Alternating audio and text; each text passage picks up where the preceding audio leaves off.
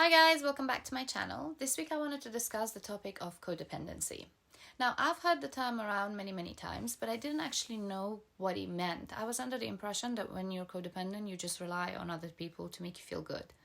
But in reality, it's actually something that's totally different, and I feel like many of us have codependent tendencies, but we're just not aware of them. The need to be needed. So, as a codependent, you seek validation or you find validation in yourself when you're needed. And in essence, you're just an excessive caregiver, which is not a bad thing, but it's unhealthy for you to constantly prioritize other people's needs and problems over your own. So, what a codependent does is they kind of allow or facilitate their partners or their significant other or their parent or a friend to misbehave around them, but because they feel like if they stand up to that person or they speak out their beliefs or they have a different way of thinking, then the person that's doing the wrong might leave you as a codependent because you so heavily rely on validation from other people, or you so heavily rely on helping and fixing other people's problems that when someone else is doing wrong and you can't get in the way of that, you're too scared to speak up against them, so you continue allowing them to behave a certain way. So if your partner, let's say, has gambling problems, you as a codependent would then not only allow them to continue gambling, but you'd also work harder to provide the means for them to continue gambling, because if you feel like if you stand up to them or you don't do as they want you to, or you don't please them, then they will not love you anymore and they will take that away from you. And this codependence comes from childhood. So with codependency is if as a child you seeked validation from your parents and that wasn't met, that wasn't reciprocated back, or it could be that you lived in a household where there was an addiction or there was mental illness, and therefore your validation came from constantly catering to the person who's the victim or who's suffering with the issue. So the whole family caters around that person. Therefore, for you to gain a bit of attention, for you to gain a bit of acceptance and love and validation would be to also cater to that person who needs it the most. So your feelings and your happiness and everything else had always relied on validation from someone else. And if that wasn't met as a child, you grow up and you don't learn to fill yourself up when you're feeling down. You're not able to pick yourself back up or give yourself that validation. So that's what happens with people when they move from relationship to relationship, because they so heavily rely on their partner to make them happy and to fill them with emotions and feelings, that when they're single or they're by themselves, they're unable to fulfill that. So therefore they quickly find someone else to fill that void, to fill that gap. So that's what codependence is. It may seem like it's a terrible thing, but really it's just wanting to provide and care and just doing it excessively to a limit where it's making you unhappy and you don't really know why, because you set yourself such a high expectations of wanting to make people happy and wanting to solve their problems, that when you can't, or when you're unable to, or when that's not given back to you and your expectations are not met, you're absolutely devastated and upset because you feel like you do so much for people and none of that's returned. And that's where codependency can go wrong. There's a difference between liking to be needed and needing to be needed. And if that's not met, then you're just not fulfilled as a person. Another issue with not being able to say no, or to always wanting to do what other people want you to do, is that you have this fear of abandonment, that if I don't do this, if I don't solve these problems, if I don't fix things or do as people want me to do, then they will leave me. And if they leave me, I can't make myself happy on my own. I can't give myself validation. I can't pick myself back up. So when you constantly feel like you're needing people and you're needing people's company, you are giving them so much power because you're allowing your happiness to rely on someone else. Being from the cultures that we're at, it's very difficult for us to build a real solid emotional connection with our parents, because especially living in the West, we're juggling living in the West and trying to hold on to our traditions. Therefore, a lot of the things that we do or places we go or things we wear people we hang out with, it's difficult to make your parent understand exactly, and they may not necessarily agree with it or understand it. So emotionally, we don't really build that connection. So therefore, we're not really taught how to, and that doesn't mean that there's anything wrong with your parents or they've done a bad job. It just means that our cultural and our community plays a part in how we're brought up, and therefore that affects our ability to learn how to emotionally not seek validation elsewhere, and to learn how to give yourself emotional validation, because that wasn't met when you were younger by a parent. That wasn't reciprocated, and you haven't learned that skill growing up. So then when we're grown up and we're let out into the world, we don't really know how to go about it, making ourselves feel happy. We constantly feel like we need to seek the approval of the community. We need to seek the approval of our peers that are from different cultures. We need to seek the approval of our parents so that they're not upset with what we're doing and they're supportive of it. That's why I feel like many of the girls that message me in regards to their narcissistic partners is because many of us, including myself, have a lot of codependent tendencies, and a codependent person, being the fixer or the caregiver, is an exact opposite to a narcissist. So that's why these two always seem to attract each other and end up being in a relationship. When you're codependent, you want to take care and give someone else all the love and affection. And when you're a narcissist, you want someone to constantly give you love and affection and attention. And you want to just take, and you don't really care about giving back. That's why it works so well. A codependent is attracted to the needs of a narcissist, and a narcissist just laps it all up.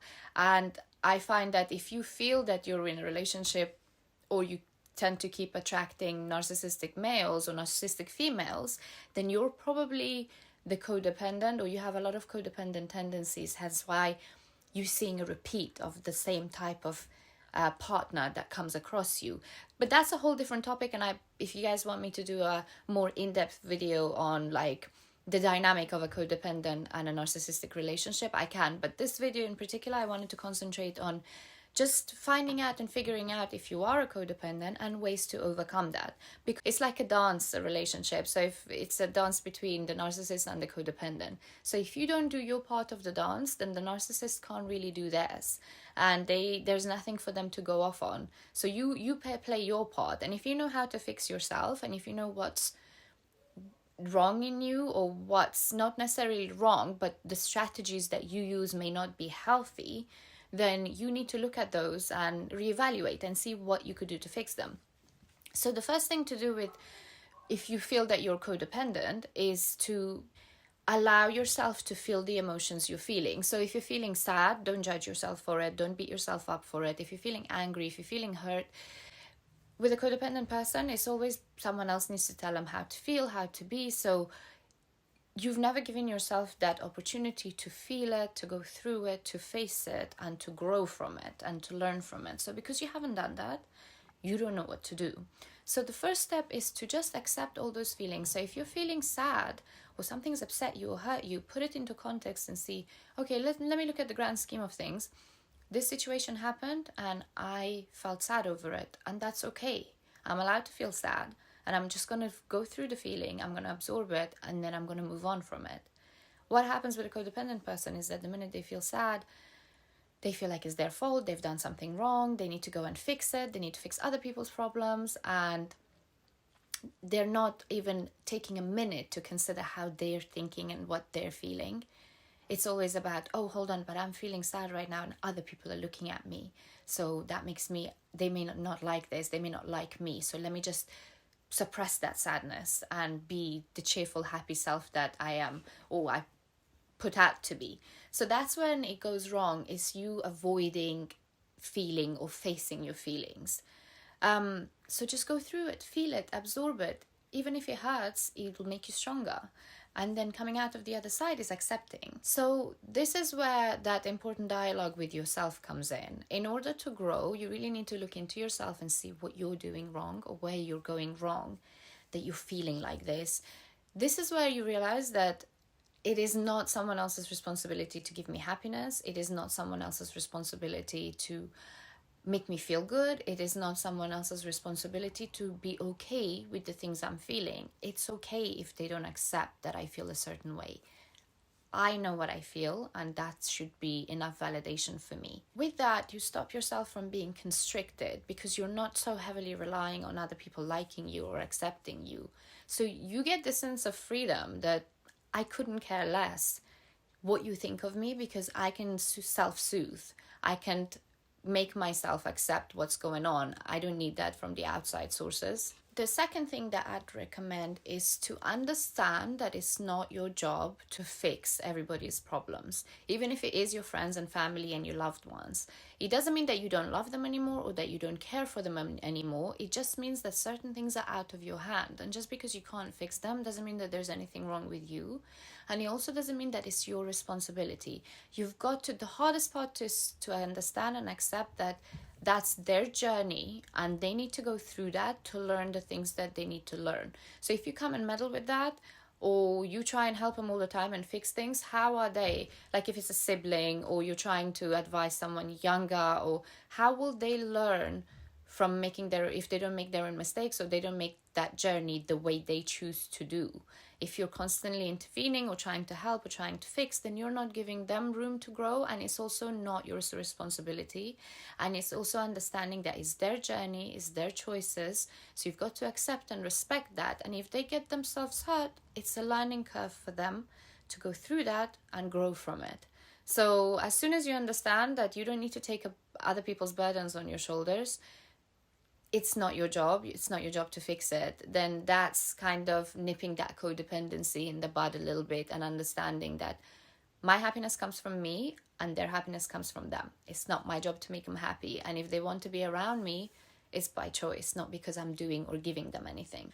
So most codependents lack that healthy narcissism, where I say healthy, so to an extent where it's self-love, where you're putting yourself first and you are learning to say no. Now that will be a very uncomfortable stage because your friends and people around you are used to you always saying yes. Even if you didn't want to do something, you knew that you would end up doing it anyway for them. So when the first time you start saying no and you're a little bit narcissistic with your time and your affection and your attention and you're just putting yourself first, that's when it'll become uncomfortable and you will probably get a ton of slack from people around you, but that's okay. You've got to learn to change your strategy and thinking mechanism. So the second thing would be to learn how to say no and to be a little bit self-absorbed and start loving yourself and accepting yourself. Create room for yourself to make those mistakes, and when you do them, you accept it, you feel it, and you move on from it, and you love yourself more because you've learned something. So the three things would be to honor your feelings and emotions and learn how to fulfill yourself, and not rely on other people so much to give you that satisfaction or validation. The second thing would be to understand that other people's problems are not your problems, and it's not your job to always fix things. And just because you don't provide a service or fix things for people, that they will leave you and abandon you. And the third thing is to be a little bit selfish and a little bit self-aware that if you don't put your feelings first, nobody else will. If you don't show your self-respect, nobody else will. And you're going to have to start doing that in order for other people to start treating you that same way. And there's nothing wrong with saying no. There's no shame in it. Although I thought codependency meant that you're the taker because you are relying on other people for your emotions. It's actually you're the giver and you're the fixer. And you are just so busy giving everybody else so much of yourself that you don't have any time, or you don't prioritize what you give to yourself. So you don't really love yourself, you don't really accept yourself. In order for you to be a responsible, emotionally mature adult and understand and prioritize your own happiness is first to see the signs and symptoms of you being either having a codependent tendency or you being a codependent. And from that, you can understand why you attract the relationships that you do attract, be it friendships or with a partner, and where they go wrong and what's the expectations of other people and what's your expectations.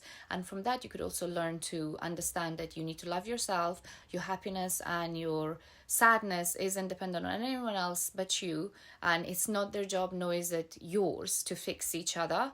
I hope that this has helped you guys understand why certain things happen to you or why you seem to attract certain kind of people, and it puts things into context and perspective, like it did for me, because I was a little bit clueless on this too. So now that I've learned it, I could definitely see my own codependent tendencies and what I do and what I could work on. Thanks so much for watching. If you have any advice or suggestions of your own, please do write them in the comments below. I love reading what you guys think of these situations because I feel like they're very personal, so it's nice to see your opinions and your experiences. And I look forward to seeing you here again next week so you can have a long chat again about something else that's bothering all of us. So thank you for watching, and I'll see you here again soon. Mwah.